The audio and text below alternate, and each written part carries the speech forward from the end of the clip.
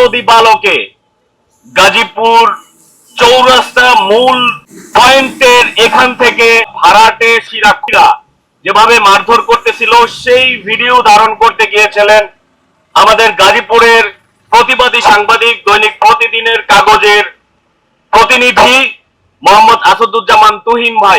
সেই ভিডিও ধারণ করাই তার জীবনের জন্য কাল হয়ে দাঁড়ালো।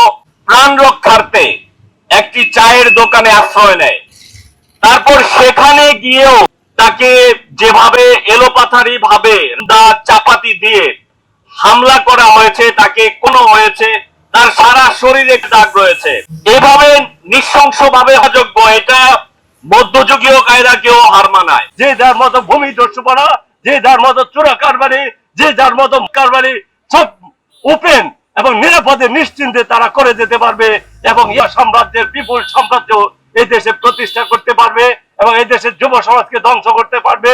ফলে টার্গেট হচ্ছে ঘুরে ঘুরে এই যে আমাদের তুহিন ভাইকে গতকালকে চান্দনা চৌরাস্তার মধ্যে থেকে করা হলো, সেখানে এত জরাননের বীরে কেন তা করা হয়েছে? কারণ সে বিকালে চাপাতি প্রতিবাদ করেছিল, সে লাইভ প্রচার করেছিল, একজন নারীকে দৌড়াচ্ছিল নৃশংস সন্ত্রাসীরা, সেটার প্রতিবাদ করে সে ক্যামেরা বন্দি করেছিল।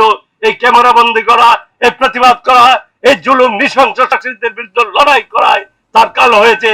তাহলে কি আমি ধরে নিতে চাই আমরা যখন যে সরকার আসবে তিনি চমৎকার শাসন ব্যবস্থায় আছেন, যখন যে সরকার ক্ষমতায় থাকবে তার মতো সুন্দর এবং গণতান্ত্রিক সুশাসক আর হয় না, এবং যখন যে সরকার ক্ষমতা আসবে তার বন্দনা গাইতে গাইতে আমরা বলবো তিনি চমৎকার দেশপ্রেমিক। তিনি যখন ক্ষমতায় আছেন তখন আমার দেশ উদ্ভট পিঠে না, তখন আমার দেশ শান্তিতে ভরে গেছে, নিরাপদে অভয়ারণ্যে, এবং সবাই নিশ্চিন্তে ঘুমাচ্ছে, এবং এই দেশে লুটতরাজ হয় না, এই দেশে হয় না, এই দেশে কারবারি হয় না, এই দেশে মানব পাচার হয় না, এভাবে এই দেশে ঝুটের জন্য মানুষকে হত্যা হয় না। তাহলে আমরা এখন থেকে এটাই লিখবো যে সরকার এতই ভালো আছেন, এত ভালো দেশ চালাচ্ছেন যে আমরা এখন থেকে তাদের বন্দনা গীতি রচনা করব, তাদের জন্য কবিতা লিখবো, অথবা আমরা লেখালেখি বন্ধ করে দেব, অথবা এই দেশে আর সংবাদপত্রের কোনো দরকার নাই। যদি বলা হয় আমরা রাষ্ট্রের তৃতীয় চোখ, আমরা রাষ্ট্রের ষষ্ঠ ইন্দ্রিয়, তাহলে আমি বলবো আসাদুজ্জামান তুহিনকে যেভাবে চাপাতি দিয়ে রামদা দিয়ে নৃশংসভাবে মানিকচন্দ্র সাহাকে করা হয়েছে, সাগর রুনিকে করা হয়েছে, আমরা বলবো এই ধারাবাহিকতা, এই ঢেউ সারা বাংলায় ছড়িয়ে পড়ার আগে অপরাধীদেরকে সন্ত্রীদেরকে যেন আপনারা আর নিরাপদ রুটম্যাপ না করে দেন, আর যেন পৃষ্ঠপোষকতা না করে দেন, তার জন্য সিসি ফুটেজ আছে, ভিডিও ফুটেজ আছে। আপনারা অবিলম্বে এই শাহিন খান বলবে যে ভাষণ তারা যে ওসি তার ব্যর্থতা এখানে আছে, এবং আমি বলবো আপনারা অবিলম্বে এই শাসীদেরকে, খুনেরকে, এই দুর্বৃত্তদেরকে আইনের আওতায় এনে উপযুক্ত শাস্তির ব্যবস্থা করুন। শুধু সাংবাদিক আসাদুজ্জামান তুহিনই নয়, এর আগেও গাজীপুরে সাংবাদিকদের উপর নির্যাতন বা সাংবাদিককে হত্যার হুমকি দেওয়া হয়েছে, কিন্তু আদৌ পর্যন্ত তার কোনো বিচার হয়নি বা প্রশাসন এর কোনো ব্যবস্থা নেয়নি।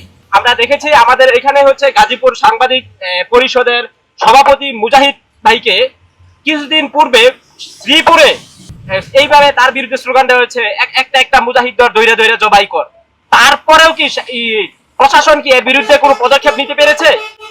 নেয়নি। একের পর এক ঘটনা ঘটার পর আজও পর্যন্ত কোনো সাংবাদিক বা সাংবাদিক নির্যাতনের কোনো বিচার হচ্ছে না। এর দায়ভার সম্পূর্ণ প্রশাসনের। আমরা লক্ষ্য করছি বিগত দিন গাজীপুরে বিভিন্ন জায়গায় সাংবাদিকদের উপর হুমকি হামলার রেশ কাটতে না কাটতে একটার পর একটি এরকম সাংবাদিকদের উপর হামলার ঘটনা ঘটছে। তারই ধারাবাহিকতায় শেষ পর্যন্ত সাংবাদিক তুহিন ভাইকে জীবন দিতে হলো।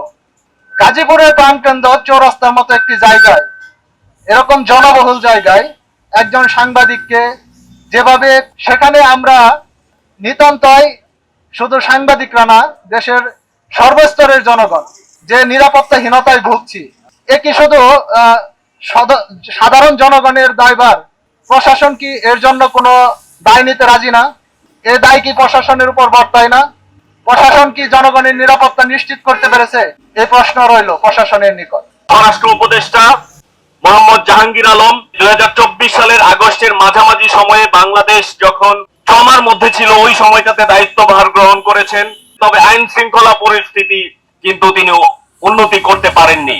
আমি তার দৃষ্টি আকর্ষণ করতে চাই এবং বলতে চাই যে আসাদুজ্জামান তুহিন নয়, এ পর্যন্ত যত সাংবাদিক নির্যাতন হয়েছে সকল সাংবাদিক নির্যাতনকারীদেরকে দ্রুত আইনের আওতায় আনুন এবং দ্রুত বিচার নিশ্চিত করুন।